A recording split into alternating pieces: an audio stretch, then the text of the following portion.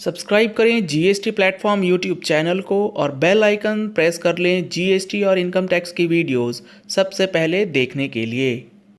Morning friends, GST platform के YouTube channel में आप सभी का स्वागत है। जी हाँ फ्रेंड्स, आज है 31 दिसंबर 2022 और आज के बाद आपको लगने वाली है जीएसटीआर 9 में लेट फीस। अब इसको लेकर के काफ़ी ज़्यादा कन्फ्यूजन ये है कि क्या जीएसटीआर 9 के साथ साथ अगर आप जीएसटीआर 9C कल से फाइलिंग करेंगे तो इस पे पेनल्टी भी लगेगी जनरल क्लॉजेज वाली, या फिर सिर्फ लेट फीस का एप्लीकेशन जो है वो किया जाएगा। तो जुड़े रहिएगा इस वीडियो के एंड तक ताकि आपको भी पूरी इन्फॉर्मेशन जो है वो अच्छे से समझ में आ सके।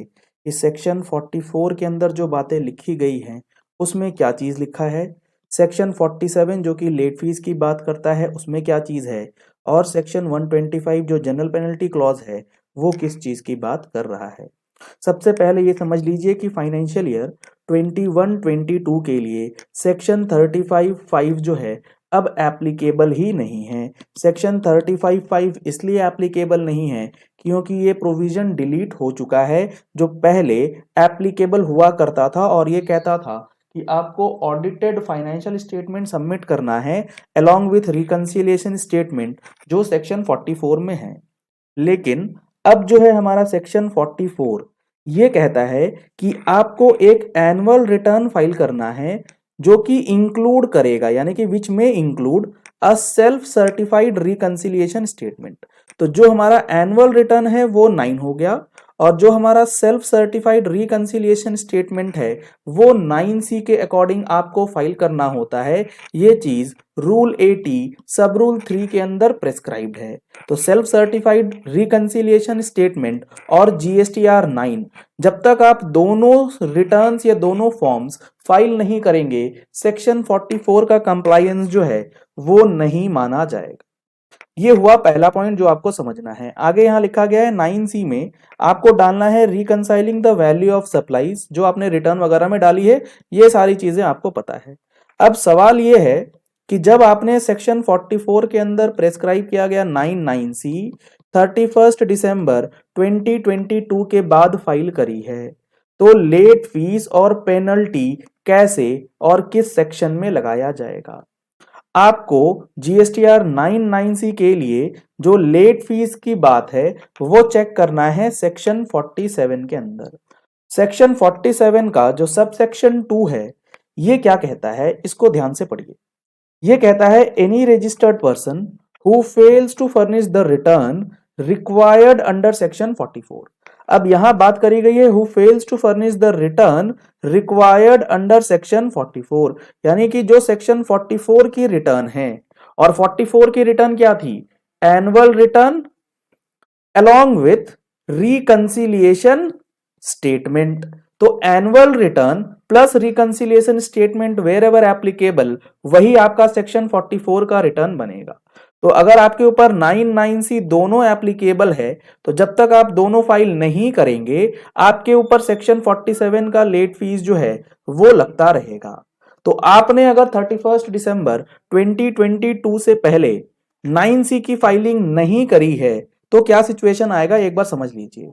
आपने ड्यू डेट से पहले फाइल नहीं किया तो shall be liable to pay a late fee of a quarter percentage of his turnover in the state, यानी कि 0.25% of state turnover CGST and 0.25% of the state turnover, ये आपका लग जाएगा सीजीएसटी और एसजीएसटी दोनों के अंदर। 0.5% आपको लेट फीस मैक्सिमम लग सकती है। अब यहां सबसे इंपॉर्टेंट बात क्या है, सबसे इंपॉर्टेंट बात यह है कि सेक्शन 47 के अंदर जो लेट फीस लगाई जाती है उसके लिए आपको पोर्टल जो है वो ऑटोमेटिकली जीएसटीआर 9 के लिए तो कैलकुलेशन करके दे रहा है, लेकिन जो हमारा 9C है इस 9C के लिए पोर्टल कुछ भी बात नहीं करता है, वहां कॉलम नहीं है। तो क्या इस पे जनरल पेनल्टी क्लॉज सेक्शन 125 लग सकता है?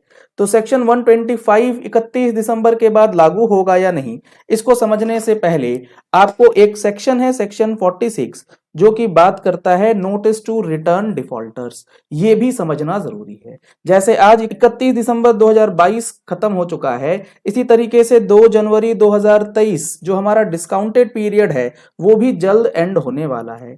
अगर आप लोगों ने अभी तक टैक्स मैगजीन का सब्सक्रिप्शन डिस्काउंटेड प्राइस पे नहीं अवेल किया है तो आज ही इसका आप बेनिफिट ले सकते हैं दिए गए नंबर्स पे कॉल करके, व्हाट्सएप करके। अब देखिए सेक्शन 46 जो है वो क्या कह रहा है। Where a registered person fails to furnish a return under section 39 और सेक्शन 44 और section 45, a notice shall be issued requiring him to furnish such return within 15 days in such form and manner as may be prescribed। यानी कि section 44 के अंदर जो return prescribed है वो अगर आप फाइल नहीं करेंगे तो आपको सेक्शन 46 का नोटिस, कौन सा, जीएसटीआर 3A का नोटिस दिया जाएगा। और ये जो सेक्शन 46 का नोटिस होगा जो आपको दिया जाएगा वो क्या कहेगा, वो ये कहेगा कि आपने अपनी रिटर्न, जैसे 3B नहीं फाइल करते हैं तो आती है, उसी तरीके से जीएसटीआर 99C नहीं फाइल करने के लिए भी आपको प्रेस्क्राइब करके दिया जाएगा, जिसमें आपको 15 दिन का समय जो है एक्स्ट्रा मिलेगा। तो अगर आप आज 9C फाइल नहीं करते हैं तो ऐसा नहीं होगा कि डायरेक्टली आपको जनरल पेनल्टी 125 की लगा दी जाए, क्योंकि जब तक सेक्शन 46 का नोटिस नहीं आएगा 15 डेज का टाइम पीरियड आपने नहीं अगर फुलफिल किया, नोटिस आ गया 15 दिन के अंदर रिटर्न आपने फाइल कर दी तो पेनल्टी की बात तो आएगी ही नहीं। अगर आपने 15 दिन के बाद भी नहीं फाइल करते हैं रिटर्न तो आपका सेक्शन 73 74 के अंदर जो है वो प्रोसीडिंग्स इनिशिएट करी जा सकती हैं।